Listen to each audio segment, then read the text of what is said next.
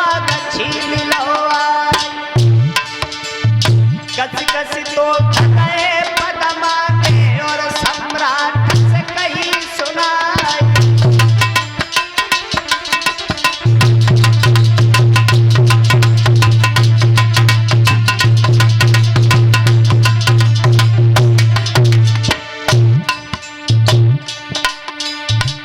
आज उसी समय पद्मावती ने जब सम्राट अशोक से कहा है, अशोक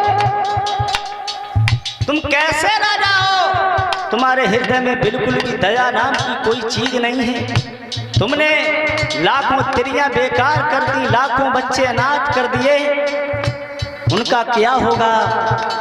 जब पद्मावती के इतने वचन सुने हैं आज सम्राट ने तो हाथों से तलवार छूट जाती है, हाथों से तलवार छूट जाती है। उसी समय सम्राट अशोक ने जवाब दिया है, बेटी जाओ, मैं तुम्हें वचन देता हूँ आज के बाद मैं युद्ध नहीं करूंगा और युद्ध को छोड़ करके एक सत्य का रास्ता अपनाऊंगा। जब सम्राट अशोक ने वहां से युद्ध का त्याग किया, पद्मावती से जवाब दिया है, बेटी कौशल इंसान करूं बस बखन करूं आते टकराई हाई करण कमाऊं नीति धर्म के कार्य करूं उपकार करूं और नाम कमाऊं।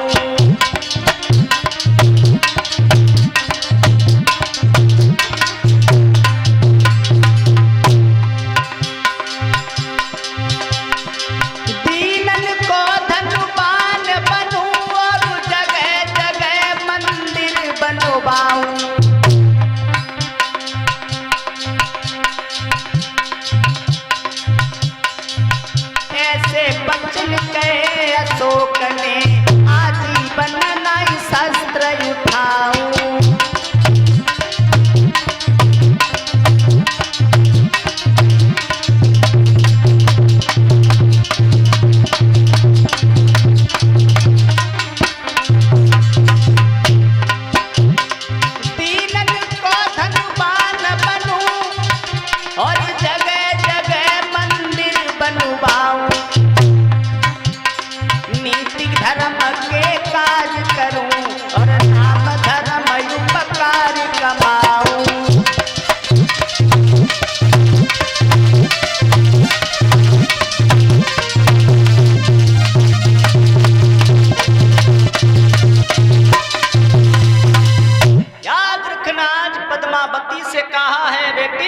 मैं तुम्हें आज से वचन दे रहा हूं कि मैं कभी युद्ध नहीं करूंगा और नीत धर्म के कार्यों में रह करके अपना बचा हुआ जीवन बिताऊंगा।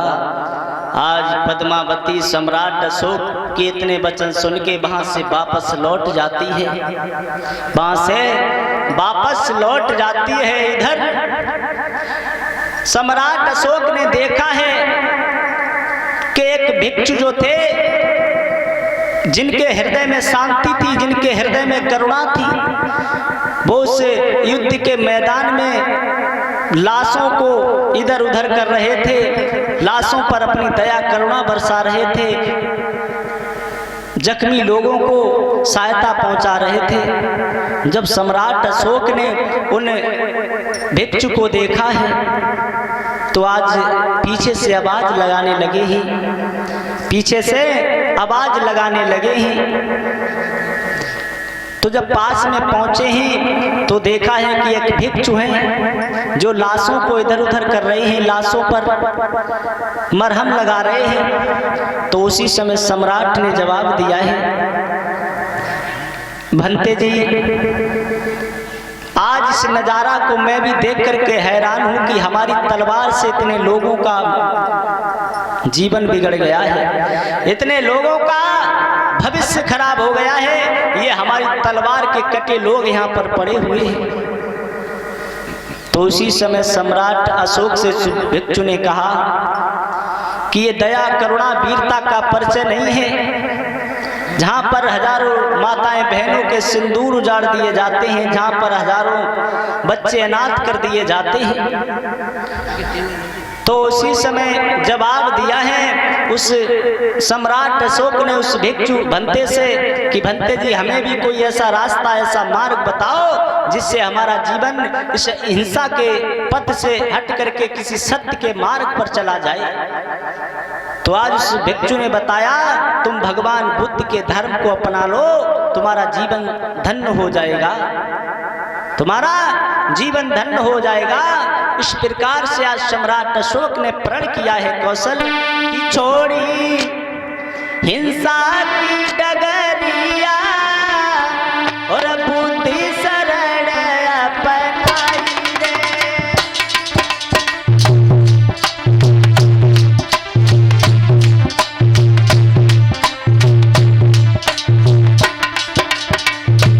छोड़ी हिंसा की डगरिया बुद्धि शरण अपनाई रे।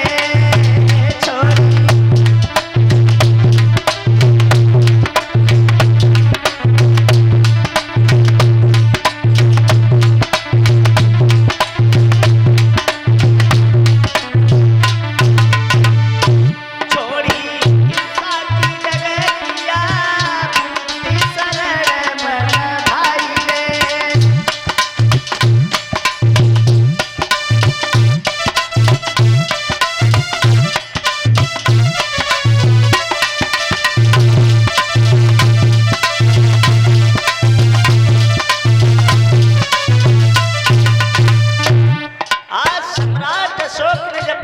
उस भिक्षु से कहा है कि मुझे कोई ऐसा मार्ग, कोई ऐसा रास्ता बता दो जिससे हमारा भविष्य हिंसा के पथ से एक सत्य के मार्ग पर चला जाए।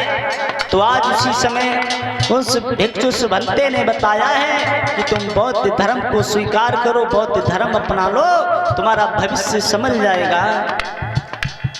जब उस भंते की बात सुनने के बाद सम्राट अशोक ने छोड़ी हिंसा की डगरिया बुद्धि शरण अपनाई रे। छोड़ी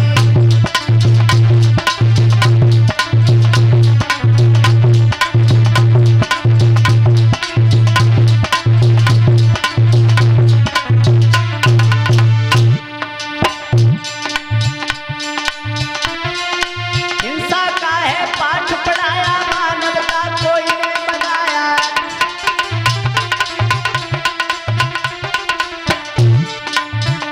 छोड़ी हिंसा की डगरिया बुद्धि शरण मन भाई रे। छोड़ी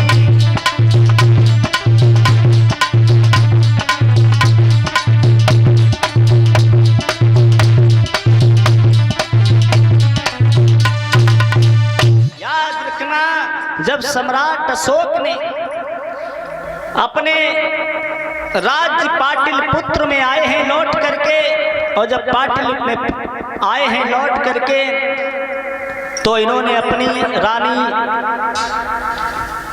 पद्मावती अशंगमित्रा को बताया कि हमारी आज से हिंसा को छोड़ दिया है, मैंने बौद्ध धर्म को अपनाऊं, बौद्ध धर्म को अपनाने का प्रण किया है। अब मैंने दुनिया में तलवार को छोड़ दिया है और मैंने एक नया रास्ता, नए मार्ग की खोज की है, उस पर चलूंगा और नीत धर्म के कार्यों में रह करके अपना जीवन बिताऊंगा।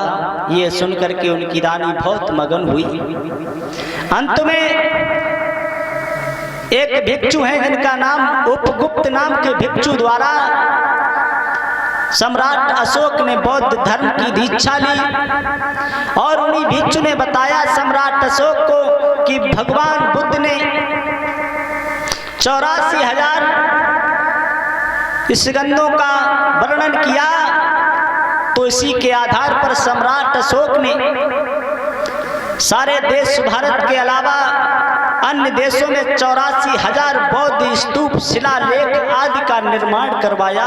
जगह जगह बुद्ध विहार सम्राट अशोक ने बनवाए, और जब जगह जगह 84,000 बुद्ध विहार, शिलालेख आदि का निर्माण करवाया, इसके बाद इन्होंने अपनी एक बेटी थी जिनका नाम था संघमित्रा और एक पुत्र था महेंद्र।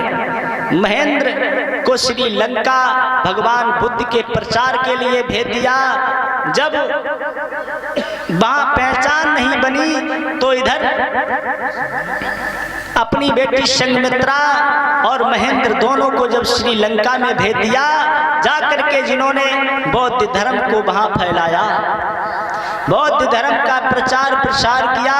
इस प्रकार से सम्राट अशोक ने सारे संसार में एक अपना हिंसा का परिचय देते हुए जब हिंसा को त्याग कर एक अहिंसा का मार्ग अपनाया, तब इन्होंने सारे संसार में बौद्ध धर्म का प्रचार प्रसार किया।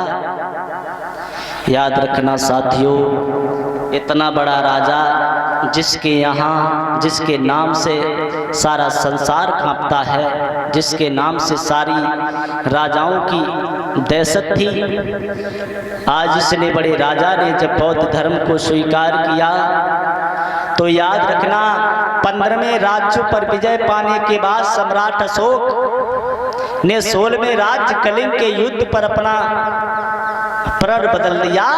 अंत में हिंसा के मार्ग को छोड़कर एक सत्य का मार्ग भगवान बुद्ध के धर्म को अपनाया। बोलिए भगवान बुद्ध की, पंचशील दरबार की।